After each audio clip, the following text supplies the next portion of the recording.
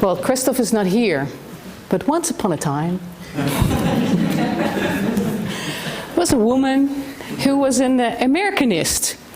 And I don't know how long I can keep up with this, but she was a media person and was invited to the 400th anniversary of Dutch-American relations called Holland on the Hudson in 2009. And she was invited in particular to a so-called bike slam. And the bike slam was between the people in New York, the Commissioner of Transportation had invited Dutch experts to come and tell New York how to cycle. And so there were Dutch experts, and they, they sat in the room, and Dutch are not so outgoing, and the Americans said, so, how do you do it? And the Dutch expert said, I don't know, we just do it. I mean, it was a kind of a very amazing performance. They had flown over, transatlantic flight, and they could not articulate why the Dutch cycle. Exhibit A. Exhibit B.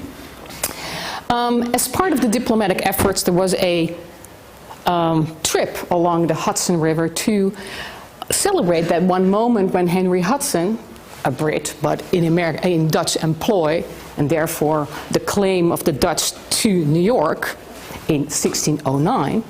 And so the Bike Slam, a lobby group, had organized a bike trip along the Hudson River.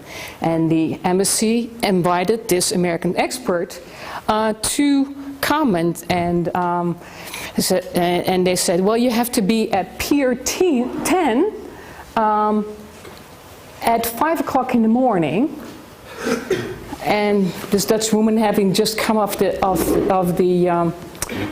transatlantic flight, thought, well, it doesn't matter. I haven't slept anyway. My clock, maybe this is very interesting to see the sunrise. So she cycled on a Dutch bike that was offered by the Dutch embassy in New York to Pier number 10. And it was an industrial landscape, difficult to cycle, navigate. And she thought, where is it? And then finally, under a underpass, there was 100 cyclists, guys, fully dressed in spandex, helmets, and the whole shebang. And she came with her skirt, her high heels, and she said, hi, I'm the Dutch representative celebrating Dutch-American relationship. And there was one woman assisting the cyclist, and she said, you're going to go on that bike with no helmet, in those clothes? I don't think so. I don't think so? I mean, I'm Dutch. So all of a sudden, this Americanist became Dutch at that very moment. And she was so offended. She was incredibly offended. And said, she said, I have something to say about this. But she was extremely upset. So that was Exhibit B. So this woman told me the story and said, you have to find out what's going on here. And so I'm going to tell you. So I think since many here in the room have PhD projects, I think the moment you get emotional about something, and in this case, the Americanist became terribly upset in offending her sensibility of being Dutch, and the premise was, and I'll switch now to Ruth Oldenziel. The premise was that, and I'm going to show you, okay, so here we have the set Holland on the Hudson celebration, and actually this is the king and this is the queen. And there's a long tradition, and they came to celebrate, and these are the orange bikes in the color of the royal family. And, you know, he weighs like in the carriage. And indeed, she has high heels, and she has a orange bandage.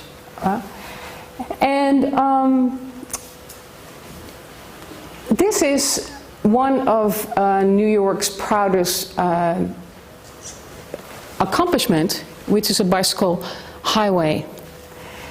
And I rode on an orange bike on that highway, and it was the most disorienting experience because there were these guys in their spandex like this going, and they really thought I was annoying. I shouldn't be there, you know. So it was a really clash of cultures.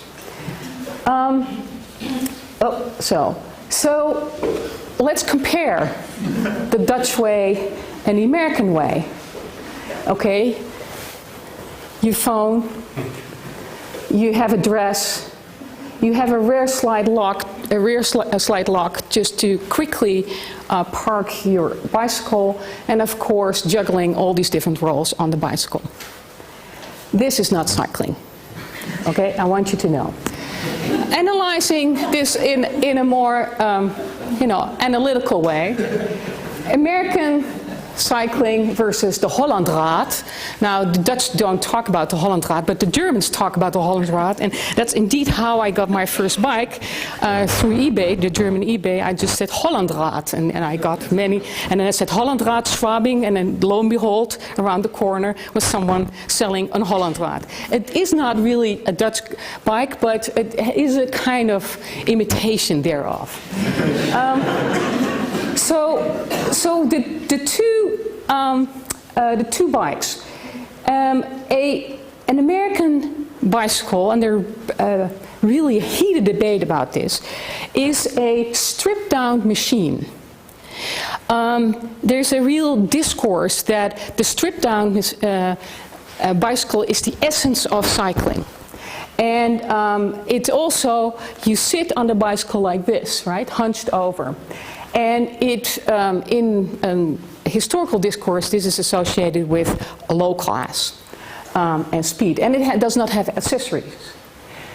The protection is, I would say, delegated to the body.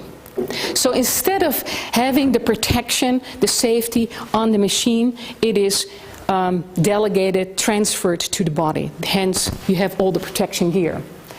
And it's also in cycling, there are three types of cycling.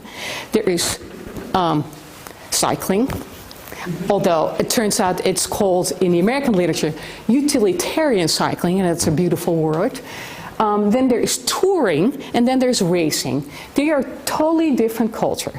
And touring is, of course, has to do with leisure, and utilitarian cycling has to do with work with the multiple functions.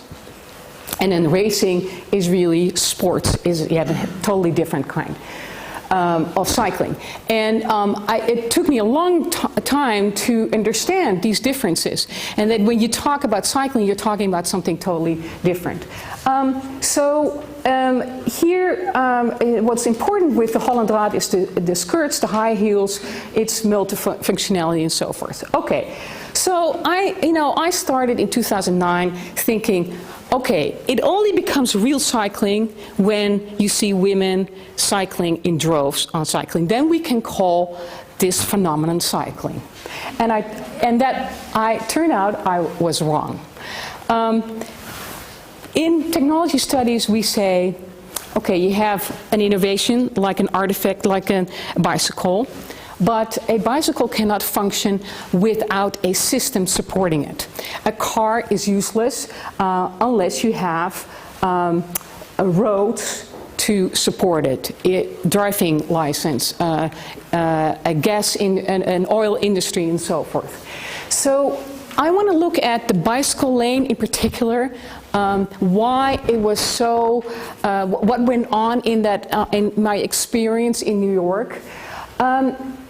one could say that, and that's actually in the end of the 19th century, the bicycle was perfected as a machine in 1897, to be precise. And so that has been the literature. But the bicycle needed also roads. And so the real struggle since then has been to fit the bicycle with the road. So the roads turn out to be the bottleneck in that innovation. And we also have in political science, we have the famous thesis of Langdon Winner, who says, actually, technology is political by other means. And he showed this by looking at the underpasses in New York, and the urban planner Moses, who made the underpasses in such a way that buses could not go over these parkways, and therefore preventing the working class to go to the beach and to enjoy the countryside. So indeed, bicycle lanes turn out to be a hardened politics, and also in the first period that I'm going to discuss as tools of discipline, and now the favorite instrument of politicians who want to implement green politics. And that is the context of the bike slam in New York. Bicycle lanes is sort of the favorite policy instrument of green politics. And of course, there's also a literature that metaphorically talks about the path dependency. When a innovation actually precludes change because you're already on that path. And so, it's very interesting to look more deeply at the bicycle lane and what it entails. So, very briefly, we have first bourgeois cycling, sitting up straight.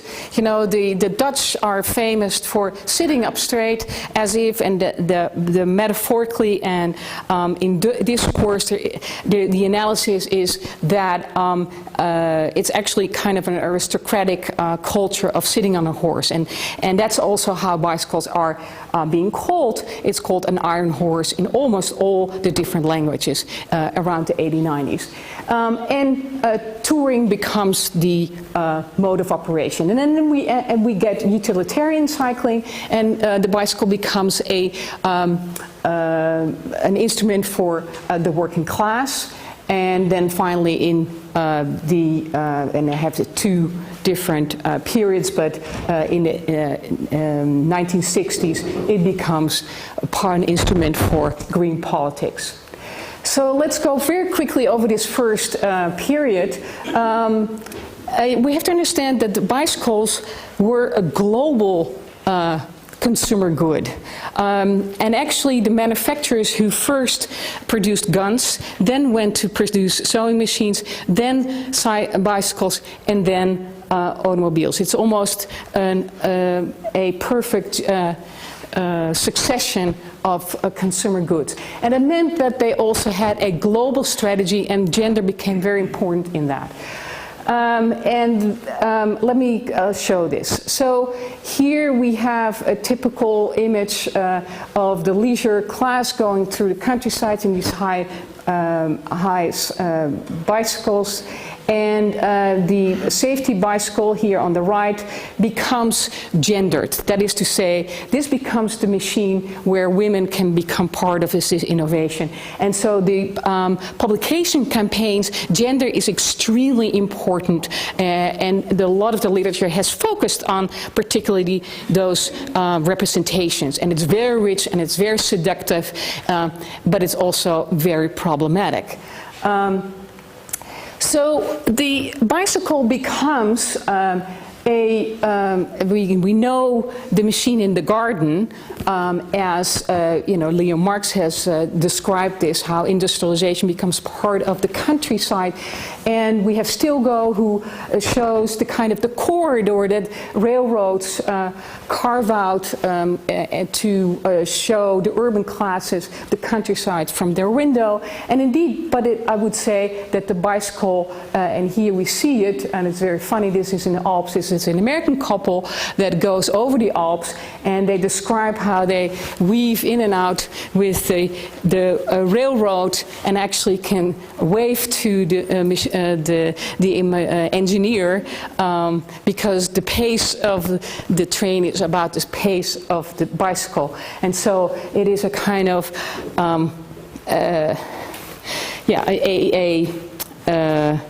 strange, ambivalent idea of what is the picturesque countryside. They're going for the sublime, and then of course the railroad is always there. And bicycles tourism is very much dependent on the railroad.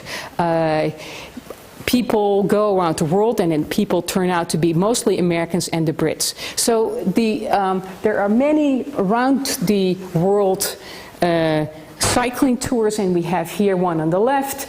And of course, this is also kind of ironic that the bicycle is introduced as being the machine of modernity, being independent and fast. And here we see a kind of another view of that. Okay. So bicycles become a part of a tourist corridor. There are gazillions of maps. This is a German map of 1899. And here we have the men and women who are lobby groups for the good roads to engineer them. And here we have a map for California. This is for Jenny. Very nice map. But in a way, it is really to afford the urban. Funktioniert nicht mehr. So, was machen wir?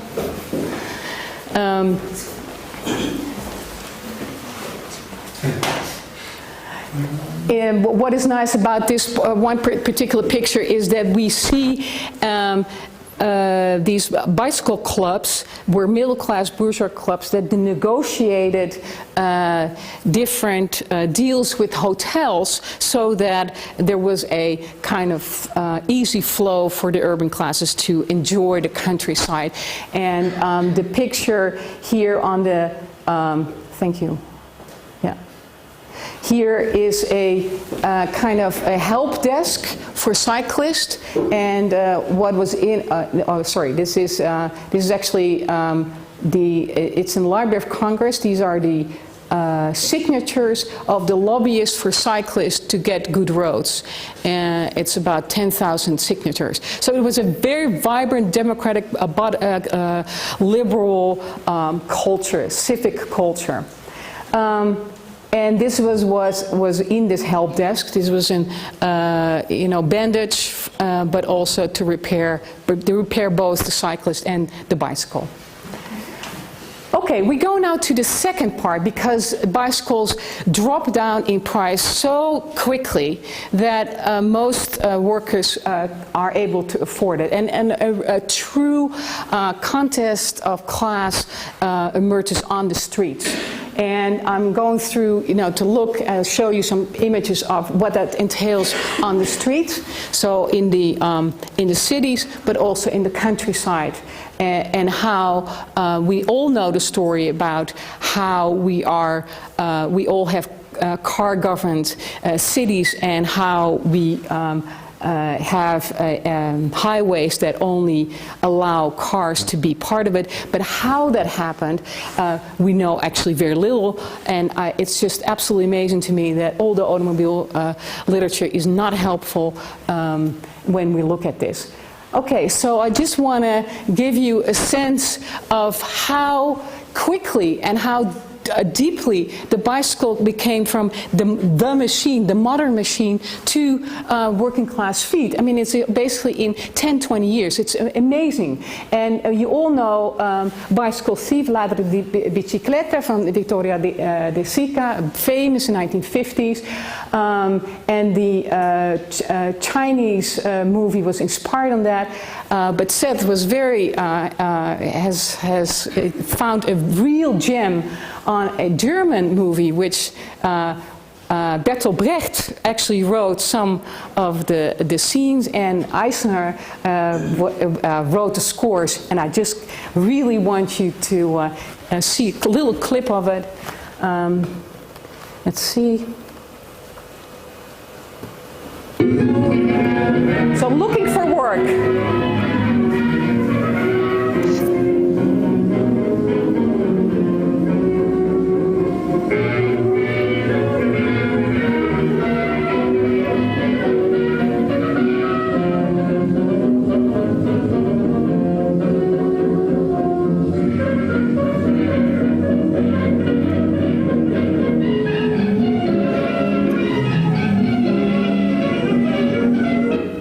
Okay, it's just absolutely wonderful. But you know, when engineers and policymakers look at this, they saw chaos in the street, and so there's a real effort to discipline cyclists. They have to go on the right. There are all kinds of regulations, and there's also you know, cyclists become kind of anarchists.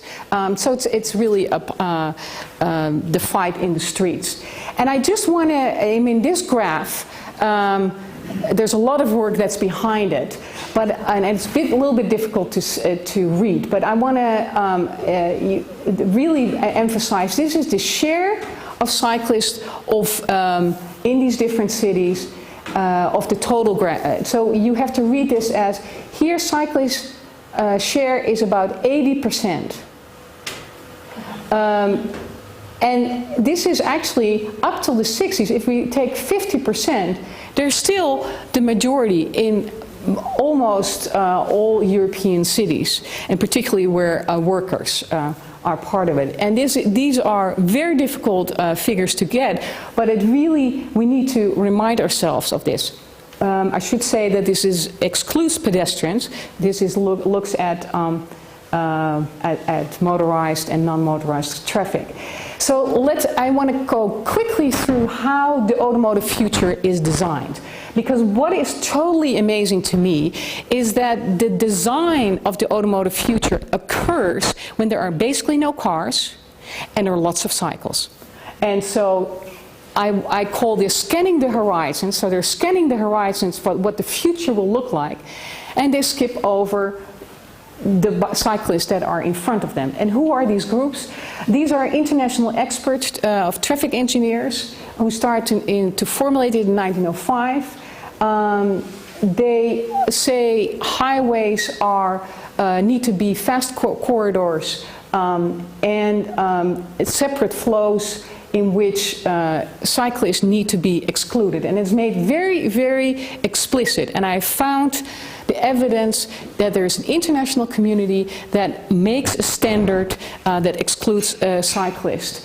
And bicycle lanes then become a design standard in order to separate the flows and to make way, literally make way for cars. And that is done in 1938. And then engineers also noticed when they look at the accident rate, say, you know, we have designed this great separate flows, but we also have a lot of accidents, and that happens every time the separate flow at the intersections. How do we solve this? And they say, we don't know how to solve it. So they've created their own problem, it turns out. And so the engineering standard becomes, instead of a multifunctional street, becomes separate flows. And that is really what is done in the interwar period to discipline workers. The second group are the urban planners. We know SIAM, and they look at 34 cities all over the world, including Los Angeles, Detroit, and and a couple of colonial cities, and they look at the mobility and again skip over cyclists and project an automotive future. And that is pretty amazing because a lot of them are socialists, and you would expect them to have an eye for the kind of cyclists that we saw. And then, of course, surprise is no surprise, General Motors becomes the one who becomes a very powerful actor in this. And then the state also, after the war, with the ruins, the state incorporates that, and it becomes part of the post-war urban planning. I want to give you, I worked very hard on these figures. This is a snapshot of how many cyclists there were in the Netherlands, but this is true for other countries. How many motorists? So this goes from 96% versus 1 to 3%. And then the funds that cyclists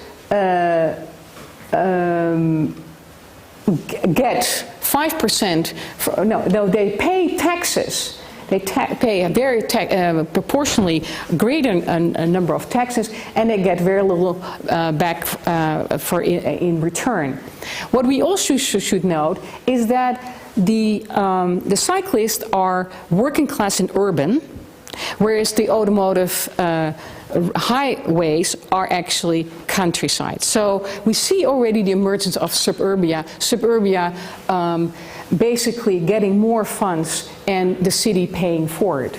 So this is the Netherlands, the bicycle lane, and you can see the number of cyclists and how few there's nobody on the road. And the same with the Autobahn. And that is really the story of the 1920s and 30s. And we have the functional city. There are some attempts to profile roads for cyclists, but very little. This is famously General Motors with the Futurama. This is the future. It's in the World's Fair in 1939. This is Great Britain, an attempt to make bicycle lanes, but if you have rearranged urban planning in such a way, you can make bicycle lanes, but they will not be used. And so this idea of separate flows becomes also hardened in safety, where safety education, where cyclists are being blamed. However, without warning, he suddenly decides to make a left and turn at the corner. Here, riding abreast with Joe Ellis, head down, pumping hard, doesn't note the parked car ahead until too late. Result, a wrecked bike and a broken arm. Here, too late, the rear wheel crushes James. The oncoming car doesn't have a chance to apply brakes, striking bicyclist head on. And so we have, globally, this is an international, transnational movement to educate cyclists to be more safe. Okay, and this is the official bicycle safety manual by the Police Safety Council. And here we have Andy Warhol in 1953, sort of in an ironic drawing that was just shown here at the Neue Pinakothek, 1953. So I'm going quickly through the last period because the bicycle is, in other words, a vulnerable, low-class, uninteresting, old-fashioned machine. And there is a fantastic recalibration, reframing of the bicycle from, cyclists are seen literally as the mosquitoes of the road to a green citizenship. And the cultural reframing and social organization and political leverage all comes together. And here we see the Provost, which is a Dutch a group that this is really an image of a police brutality against the cycle, and this becomes, the bicycle becomes the symbol of the resistance. And this is the announcement of the bike sharing in 1965, and I want to read the text to you.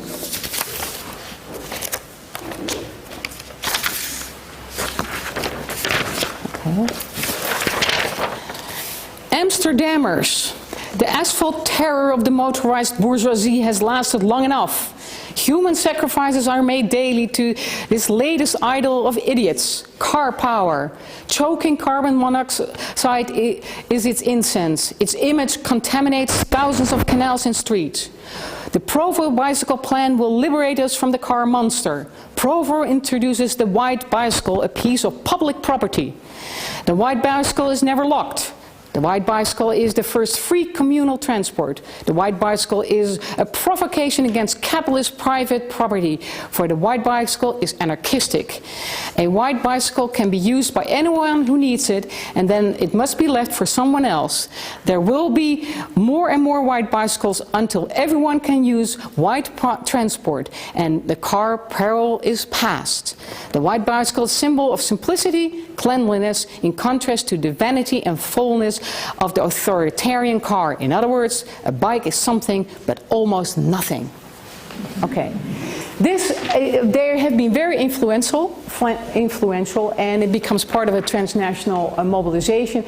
And here, for the first time, we see that the bicycle lane is being appropriated, because bicycle club were against the bicycle lane, because they said, the road is of everybody and we should not be sidelined. And you see here that through that the bicycle lane is appropriated, and we have Yoko Ono and Lenin in Amsterdam also embracing the bicycle as the peace bicycle, this vulnerable cycle.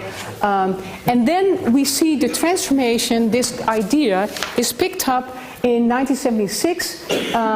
This is in Rennes, where it becomes part of urban politics. And I quickly skip to Munich. Munich was one of the first where you call a bike system that was part of an intermodal mobility and traffic calming scheme was one of the first. But I want to skip quickly to the bicycle share programs that we see all over the world and that we are so impressed of. But the backstory of that is that actually Deco, the city advertising multinational, in exchange to take care of what they call street furniture, it gets free. It can advertise freely, and it's a money-making machine. In order to break into this dominance, Clear Channel, an American company, offered Rennes free bicycles. And that is the reason that we have all these bike sharing. It's a multi-corporation, multinational driven enterprise. And it has very little to do with sustainability. It has everything to do with branding, city branding, competition, and multinational, but it has very little to do with sustainability. And these are the programs all over the world. There are 4,000, 5,000, 6,000 of them. And we see the big emptiness here and here, some in China. But the question is, of course, is this the way to go? Is this the path? Because I thought that when we see women with high heels, then we know that we have succeeded. And this is the bicycle fashion show in Munich, from the Radelhauptstadt Munich, and indeed the journals also. But I want to remind us that the real path towards sustainability is, of course, to embrace the cycling that's done in greatest numbers in Africa, in China, and everywhere. And that's actually how I want to end the discussion, is that the real path is to embrace cycling globally. Thank you very much.